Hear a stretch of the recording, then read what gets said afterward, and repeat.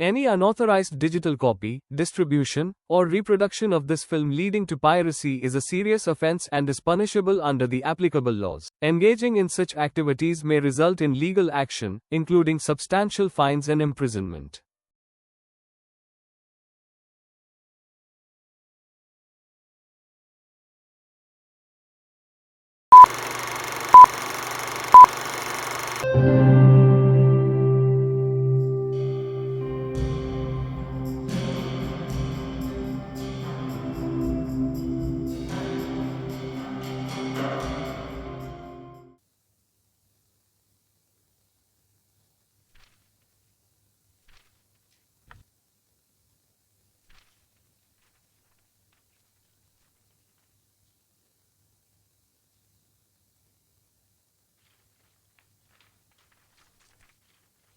এই টেস্টগুলো করিয়ে আমার কাছে আসবেন।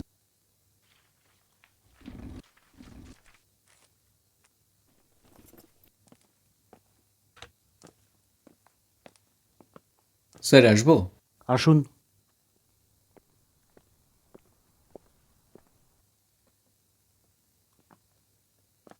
বসুন। টেস্টগুলো করিয়েছেন? হ্যাঁ, এখানে সব রিপোর্টস আছে।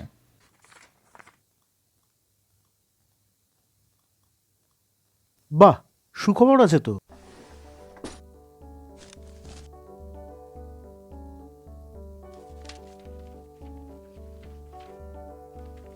এই বইটা ভালো করে পড়বেন, আর এখানে যা যা লেখা আছে সেগুলো অক্ষরে অক্ষরে পালন করবেন।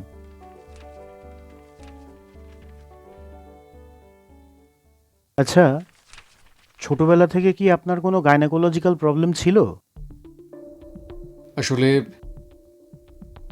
আসলে ওর দুবার অ্যাবর্শন হয়েছে। কেন?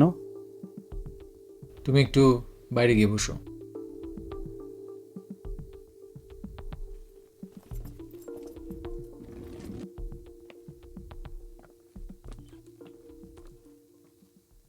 আসলে আমার ছেলে চাই। আগের দুবার মেয়ে ছিল, তাই আগের দুবার মেয়ে ছিল জানলেন কি করে? আমাদের দেশে টাকা ফেললে কি না হয় স্যার। বুঝলাম। তা ফিটাসের লিঙ্গ কোথায় নির্ধারণ করেছিলেন? হাসপাতাল আর ডাক্তারের নাম তো বলবো না। আগে মুর্শিদাবাদে থাকতাম, ওখানেই। কবে হয়েছিল? গত 2 বছরে 2বার। বলছিলাম, এখানে রেট কত? 1,00,000 টাকা। 1 লাখ? আমাদের মুর্শিদাবাদে তো 25,000 নিত। মুর্শিদাবাদের ডাক্তারের নিশ্চয়ই আমার মতো বিদেশি ডিগ্রি ছিল না? আর হ্যাঁ, আমাকে যা বলেছেন, কলকাতার কোনো হাসপাতালে বললে আপনাকে সোজা শ্রীঘরে পাঠিয়ে দিত। বুঝলাম। আচ্ছা, এই 1 লাখের মধ্যে কি অ্যাবর্শন ইনক্লুডেড? হ্যাঁ, পুরো প্যাকেজ ধরেই বলেছি। কিন্তু সোনোগ্রাফিতে যদি ছেলে পাওয়া যায়? সেক্ষেত্রে ওই অ্যাবর্শনের টাকাটা দিয়ে আমি আর আমার টিম মিষ্টি খেয়ে নেব। তাহলে কবে টেস্টগুলো করাচ্ছেন? আরে, আপনি তো অভিজ্ঞ লোক, জানেনই তো 18 সপ্তাহের আগে কিছু করা যায় না। তখন আসবেন। ঠিক আছে। আর হ্যাঁ, টাকাটা ডিরেক্টলি আমাকে ক্যাশে দেবেন, আর সোনোগ্রাফি রিপোর্ট কিন্তু পাবেন না। ঠিক আছে, চলি। এই নিন আপনার 1 লাখ, গুনে নিন। আপনাকে দেখে মনে হয় না আপনি কম দেবেন।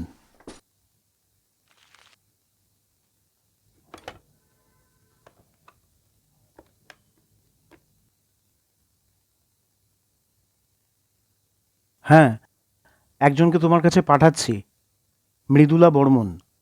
সোনোগ্রাফি করে ফিটাসের জেন্ডারটা আমাকে জানাও। হ্যাঁ হ্যাঁ, পেমেন্ট হয়ে গেছে, তুমি যাওয়ার সময় তোমার শেয়ারটা নিয়ে যেও। আর হ্যাঁ, এটা সিস্টেমে এন্ট্রি করবে না। আপনি আপনার স্ত্রীকে নিয়ে রেডিওলজি ডিপার্টমেন্টে চলে যান, সেখানে ডক্টর দ্যুতি ব্যানার্জির সাথে দেখা করুন।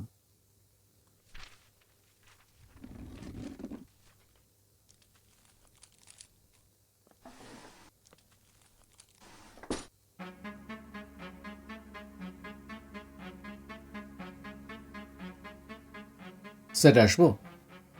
আসুন, ছেলে আছে। প্রেসক্রিপশনটা নিয়ে পাশের ঘরে ডক্টর অদ্রিজা দত্তর কাছে যান। তিনি আপনাকে ওষুধগুলো বুঝিয়ে দেবেন আর একটা ডায়েট চার্ট করে দেবেন। Thank you so much. You welcome.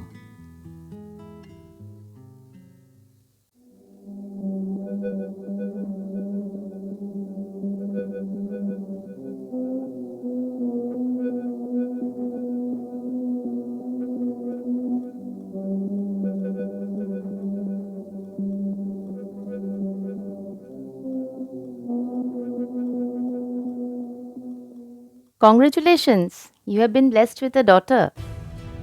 আপনার ওয়াইফ সুস্থ আছেন। 1 ঘন্টার মধ্যে ওনাকে কেবিনে দিয়ে দেওয়া হবে। The delivery was very stressful, তাই আপনার বেবিকে আমরা ইনকিউবেটরে রেখেছি টু মনিটর হার ভাইটালস। ওকেও কিছু ঘন্টার মধ্যে মায়ের কাছে দিয়ে দেওয়া হবে। ডাক্তারবাবুর সঙ্গে কথা বলা যাবে? স্যারের তো আর একটা ওটি আছে, তারপরে উনি ওনার রুমে যাবেন, তখন দেখা করে নেবেন।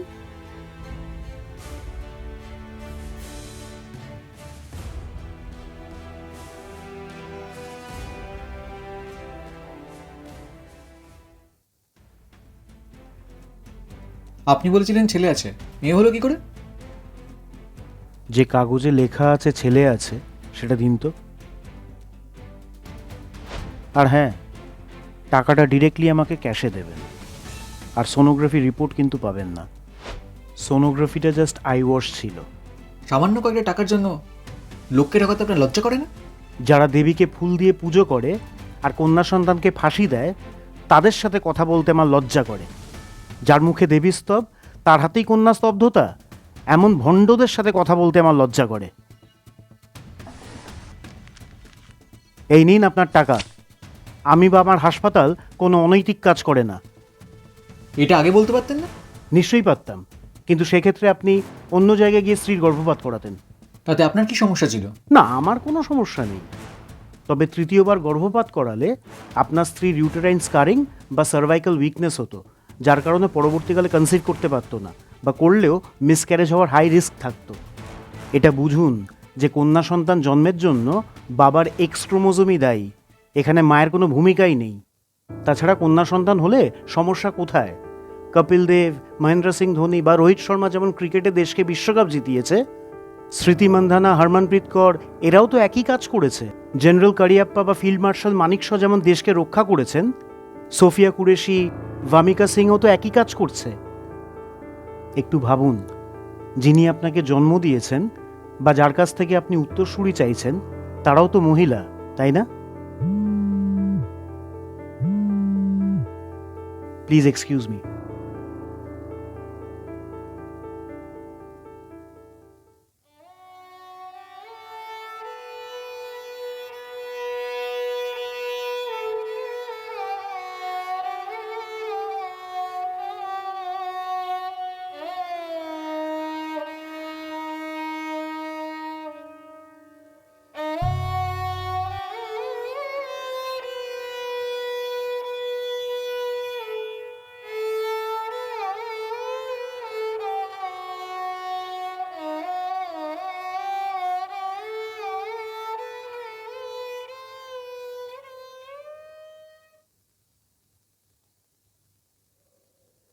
সব কিছু ঠিক আছে তো? একটু পরে মেয়েকে দিয়ে দেবো, আর তারপরে পরশুদিন ছুটি। এরকম করে না মা।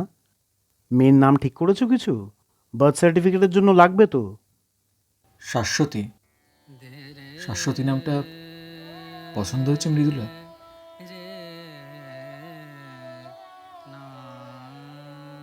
That's nice. শাশ্বতী নামের মানে কি? ইনডেস্ট্রাক্টেবল, যা চিরন্তন।